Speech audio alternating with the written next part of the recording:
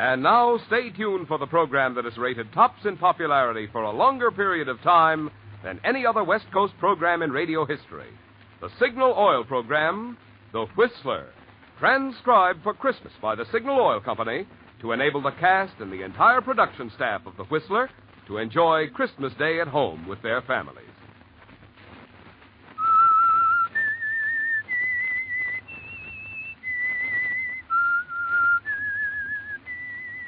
S-I-G-N-A-L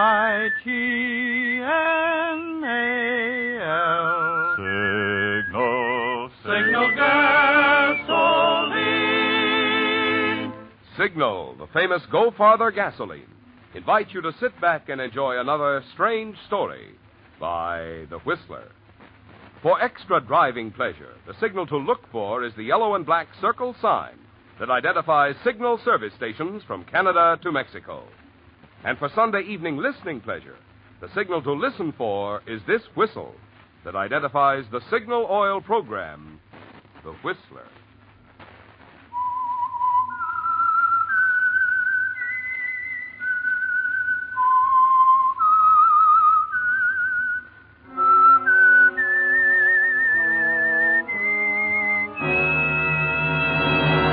I am the Whistler, and I know many things, for I walk by night.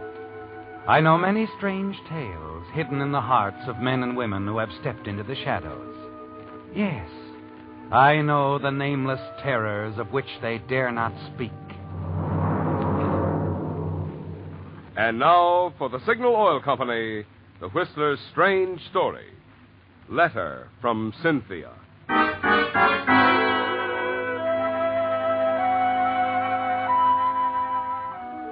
To the holiday staff on duty at the small hospital on the outskirts of a small town on the coast of Southern California, Christmas night was much like any other night.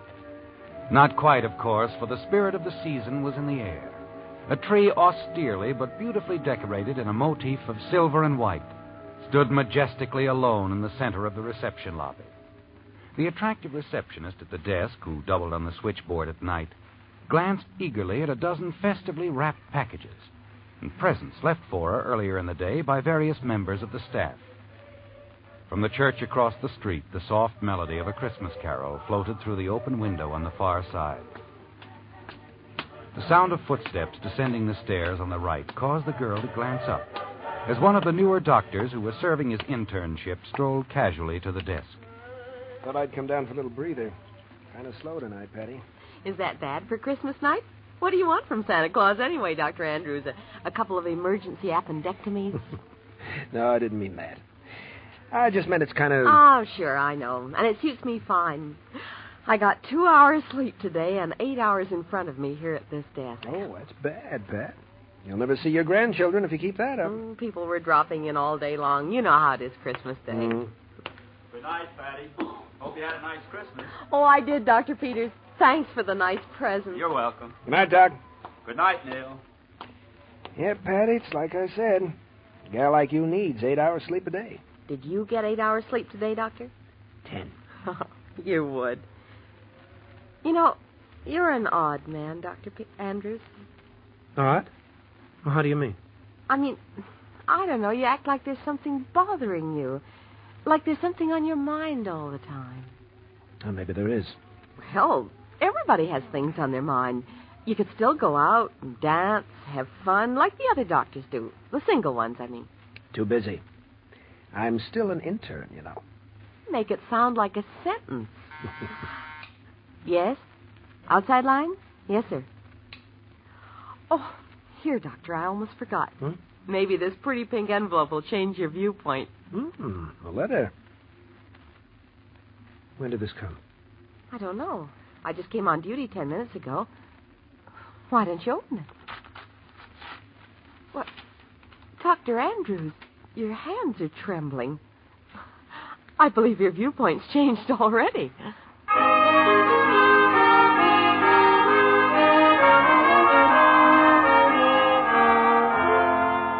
Yes, Neil, your hands are trembling as you recognize the handwriting. Read the return address on the envelope. The address of lovely Cynthia Walker. She's out of your life now, isn't she, Neil? No. She'll never be out of your life, will she? You're just out of hers. You walk across the lobby, choose a chair near a light, and stare into space for a moment. The memory of that last moment with Cynthia crowding every other thought from your mind. It isn't pleasant to recall, is it, Neil? The unfortunate accident that cost you your reputation, your position, and the love of Cynthia Walker. At the very beginning of your career as an intern in an important hospital. You remember Cynthia's thoughtless, angry words that followed. Yes, looking back to that day more than a year ago, it's hard to believe now that a few hours could have made so much difference in your future. But they did. And as you try to read the words on the scrap of paper, Cynthia's letter in your hand, you know that one man is responsible for it all. Charles Arthur Bennett, the man who lied when the truth would have cleared you. Charles Arthur Bennett, the man who called himself your best friend.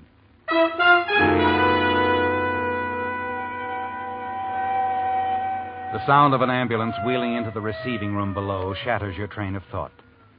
Across the room, a yellow light flashes on the switchboard. You turn quickly back to the letter. But your thoughts are blurred, and you know you won't have time to finish your letter before you get the call you're sure is coming. Yes, Doctor. Yes, Doctor? Yes. I'll make out the registration card right away. Dr. Andrews? Yes? Yes, Pat? Admitting room? No, Miss Stevens is busy. 412 has had a relapse. Oh. They're taking the emergency to the third floor. Dr. Graham wants you to go to the third floor drug room. What kind of accident? Car crash, traumatic and hemotractic shock. Uh-huh. Patient very weak. Dr. Graham wants you to prepare injections of sereptamine and sacralin. Take them to the operating room, third floor. Right. I was afraid we might have one of these before the day was over. You get any details? No, only it was an automobile accident. The man's unconscious, but according to the identification card in his wallet, his name is Charles Bennett, salesman. Who did you say? Bennett. Charles Arthur Bennett, Los Angeles.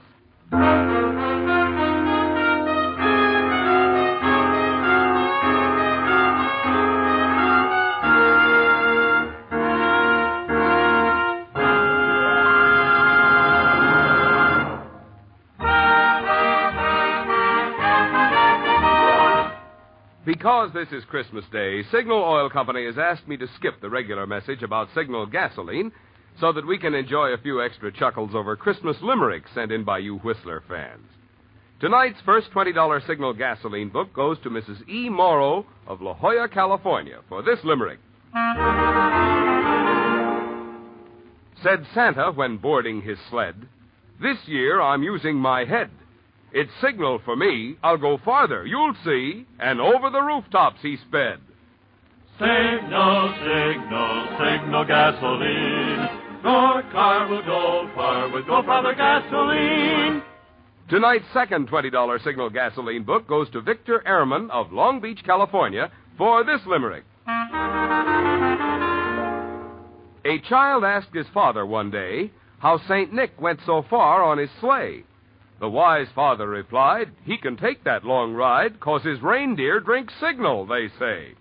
Signal, signal, signal gasoline. Your car will go far with Go Farther gasoline. Our only regret is that Signal could not have added a $20 coupon book to every Whistler fan's Christmas stocking. But we do hope that yours was filled with all the good things you wanted and more.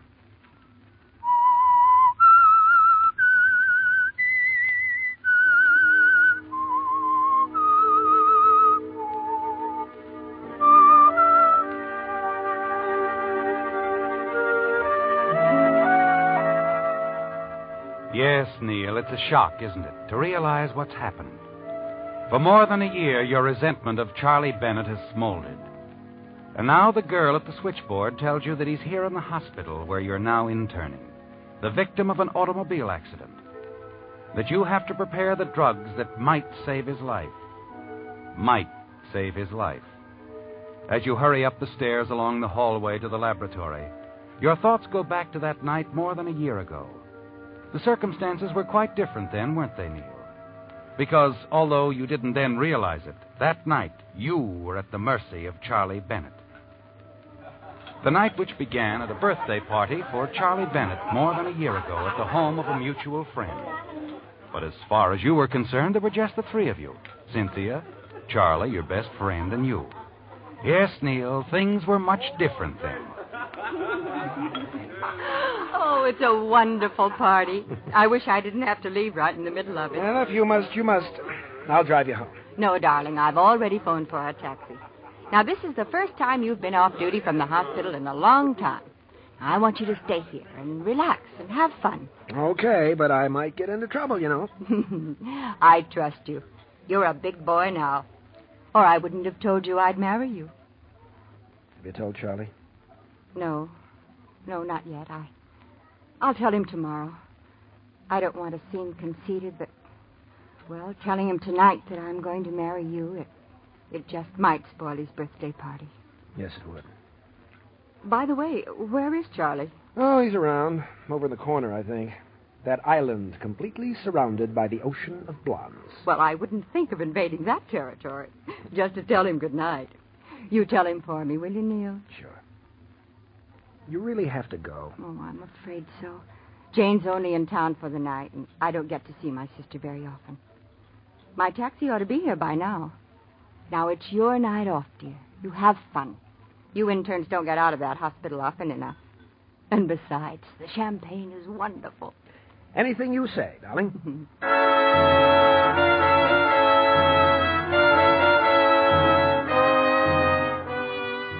Reluctantly, you see Cynthia to a cab and come back to the birthday party for Charlie. You take Cynthia's advice, too. Enjoy a little champagne. Make party talk with other friends, and you do have a good time, Neil. You relax for the first time in weeks. In another hour or two, most of the crowd is gone, and finally you even convince Charlie that it's time to go home. And in the lobby going out. Why don't you leave your car here, Charlie, and go home in style, like I am? What do you mean, in style? Leave your car here. Get a taxi. Hey, what's the idea? I can drive. Oh, don't tell me the good doctor's in his cups from a little champagne. Oh, no, not really, but I just don't want to do any driving, that's all. Well, you don't have to do any. A little bit of champagne didn't bother me. Look, tell you what. We live close to each other. We'll use your car, and I'll pick mine up tomorrow. I'd sure rather take a taxi. Oh, aren't any taxis around anyway? There's a stand about 3 blocks away. Not at night, Neil. Oh, besides, you'll need your car to get to the hospital in the morning. Come on, Neil, boy. I'm okay. All right, if you're sure. Let's go. But take it easy now.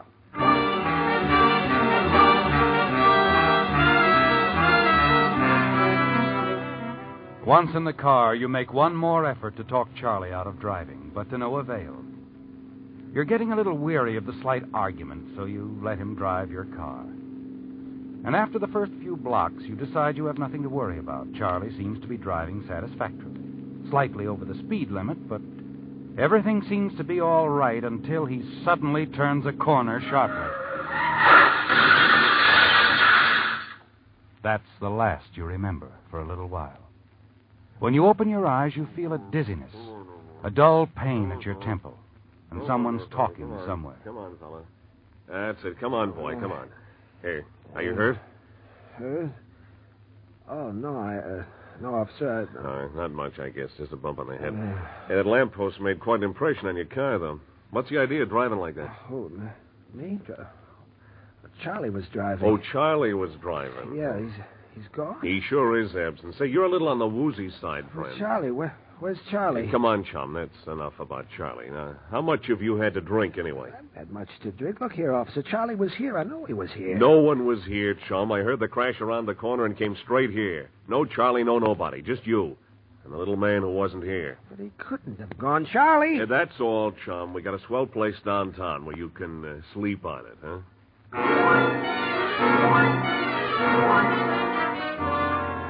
It's like a nightmare, isn't it, Neil?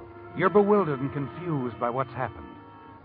It's all a mistake, isn't it? A horrible mistake. And Charlie will show up soon and explain everything. Then you're booked at police headquarters and spend the rest of the night pacing back and forth in jail.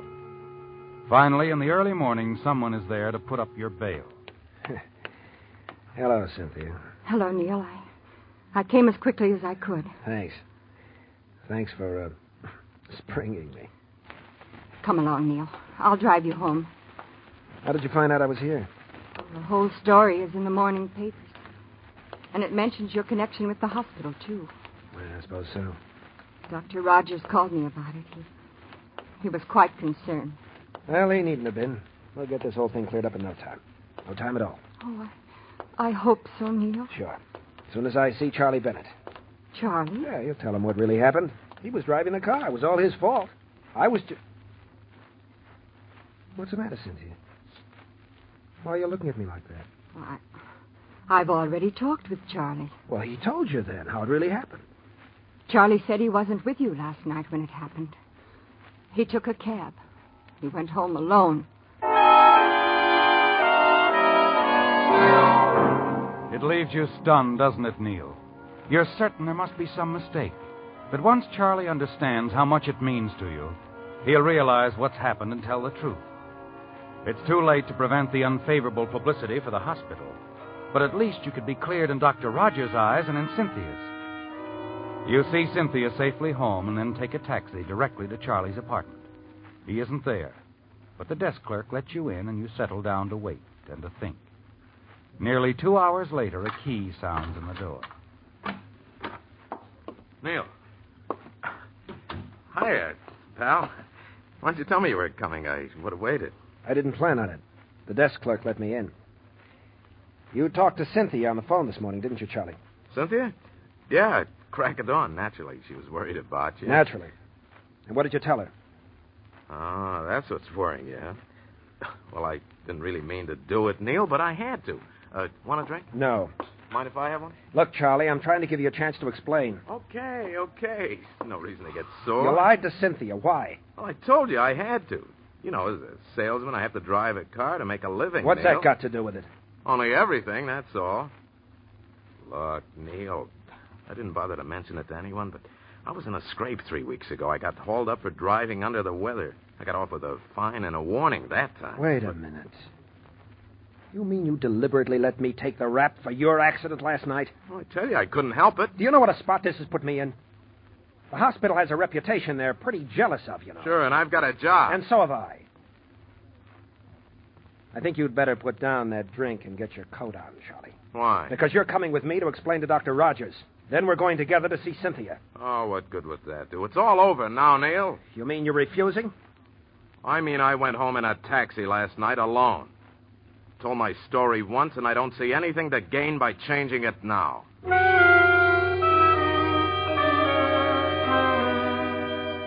Suddenly it occurs to you that Charlie has a more important reason for lying. His job is only part of it. He's always wanted to marry Cynthia, too, despite your long friendship. He believes that anything's fair in love or war. It's as simple as that. And with you out of the way, he's sure you'll have a clear field. And Cynthia, after all this, what about Cynthia, Neil? You have to be sure. Can you be sure of Cynthia now? Neil, I just can't understand it. You don't believe me, do you? But you do believe Charlie. Why would he lie about a thing like this? Because with me out of the way, he thinks he could marry you. Neil, I've known Charlie for years. He wouldn't do a thing like that. Besides, he's your best friend. Oh, yeah. He's proved that, hasn't he? Neil, aren't you forgetting that Charlie wasn't found in the wreck? That you were? You all alone? Your story is... well, it's too fantastic. The police don't believe it. And Charlie says it couldn't have been that way. And you, Cynthia? What do you say? Oh, Neil, what can I say? Do you think I want to believe this? And Dr. Rogers, the hospital, what do they say? Naturally, I resigned. I couldn't do anything else. I don't blame them for what they think, any of them. But I know I'm right, and...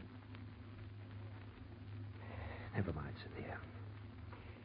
Guess there's no use in going over all that again. Neil, you're not going. Well, why not? I don't seem to be getting anywhere. What's going to happen, Neil? Will you... well, do you think you'll be able to get an internship somewhere else? I think so. I'm just as qualified as I ever was. My previous record was good, and I've learned a lot. Sorry this has been too much for you, Cynthia. I haven't You said wouldn't that... consider marrying a man you didn't believe, would you? I want to believe you, Neil. More than I ever wanted to believe anything. Well, maybe you will someday. Maybe you'll learn the truth. When you do, let me know. You'll be able to find me.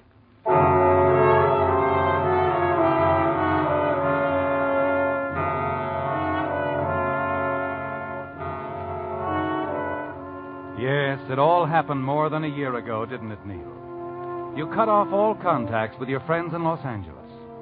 You've often wondered if Cynthia ever married Charlie. And every time you've wondered, your hatred toward him has grown deeper. You've often thought of killing him, haven't you? Yes, often.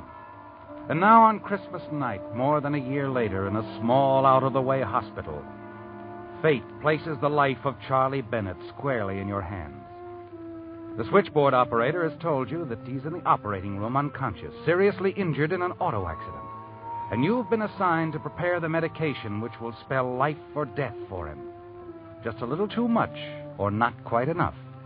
It's almost too easy, isn't it? Not the slightest suspicion will be attached to you. You smile as you enter the drug room and find another intern there. What's the emergency, Neil? Car wreck. You assisting? No, just preparing the sereptamine and saccharin shots. Well, it must have been a pretty bad accident. I'm afraid so. You ever stop to think about the power of these drugs? Just the right amount means almost certain recovery. And too much or too little, oblivion. Do you always get this philosophical at Christmas? No, but I guess this case made me think about it more than usual. You see, I know the guy. Oh, friend? You said it. What a friend. Oh, kind of an unusual situation, isn't it? A very unusual situation.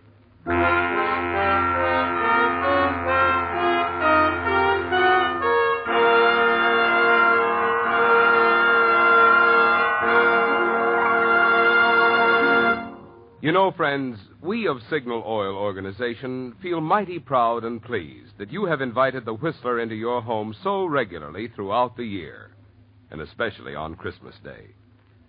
For all of us of the cast, I want to express our own sincere appreciation, too. During the 7 consecutive years that the Whistler has been broadcast by Signal Oil Company, many of us have had the pleasure of celebrating Christmas with many of you a number of times. And believe me, we feel it a real honor that you consider us a part of your entertainment family. Tonight, on behalf of Signal Oil Company and the independent signal dealers who serve you in the states of California, Oregon, Washington, Idaho, Nevada, and Arizona, I want to say we hope that your Christmas has been a merry one. May your new year be filled with peace, prosperity, and the good health with which to enjoy the many blessings of living in the good old USA. Well, Neil, the die is cast, isn't it? You've donned your sterile mask and gown and prepared the injection, carried them to the operating room, where you placed them on the instrument tray, without even a glance at the masked, sheet-covered patient. You note Dr. Graham's nod of dismissal and quietly leave the operating room, where Charlie Bennett's chance for life or death lies squarely in your hands. You never dreamed you'd have such an opportunity, did you, Neil? After removing your mask and gown, you return to the hallway. Wait by a window near the operating room as the melody from the church again drifts in through the window. You wonder whether you're glad or sorry at what you've done. Then you remember the disgrace Charlie Bennett brought on you, your shattered hopes, the happiness you might have had with Cynthia. And you know the answer. Even if you could, you wouldn't change the situation in the slightest.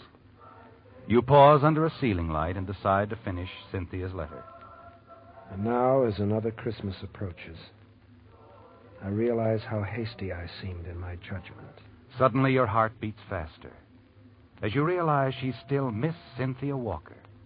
You can almost hear the words as the melody of her voice haunts your memory. But you were even more hasty in your action. Your sudden, abrupt leaving, not letting me know where you were. I know now how wrong I was to doubt you. But even when my doubts were deepest, I loved you. You told me once a woman loves in spite of a man's weakness, not because of his strength. Remember, Neil? Well, so it was, and is, with me and you. I haven't changed, and I can't believe that you have.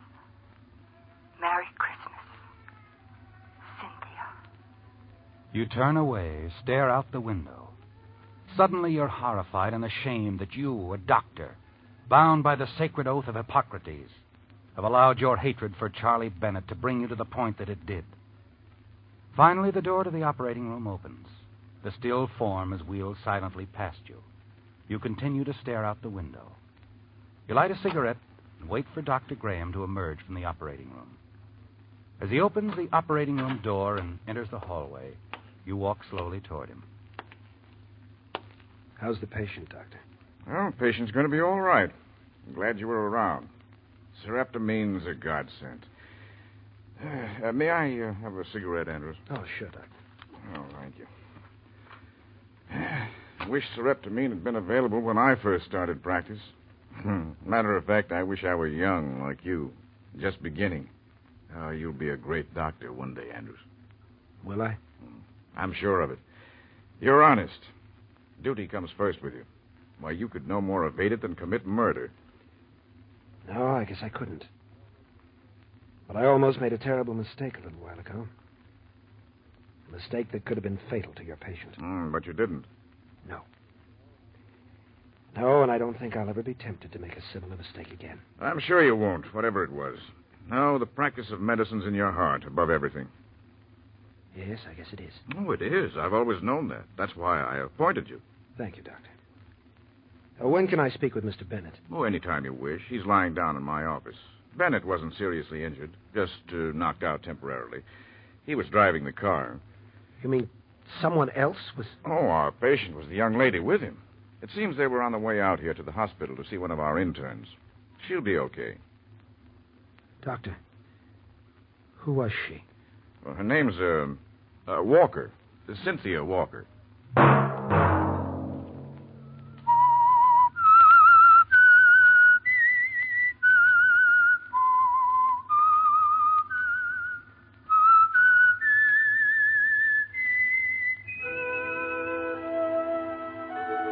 Let that whistle be your signal for the Signal Oil program, The Whistler, each Sunday night at this same time.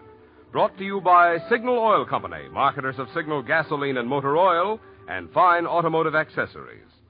Remember, if you would like the fun of having your friends hear a limerick of yours on The Whistler, the address to which to send it is the Signal Oil Company, Los Angeles 55, California. All limericks become the property of the Signal Oil Company. Those selected for use on The Whistler will be chosen by our advertising representatives on the basis of humor, suitability, and originality. So, of course, they must be your own composition.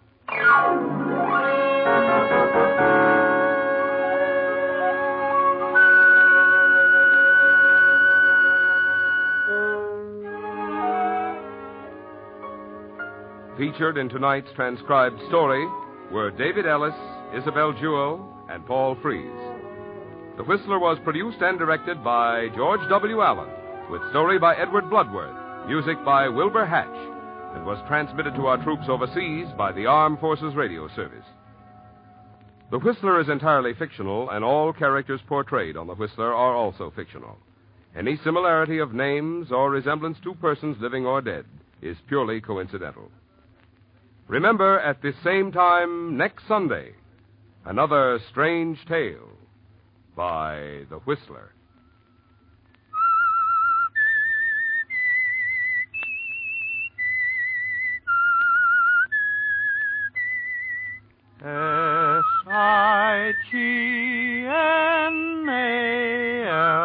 SIGNAL. Signal gasoline. Marvin Miller speaking for the Signal Oil Company. This is CBS, the Columbia Broadcasting System.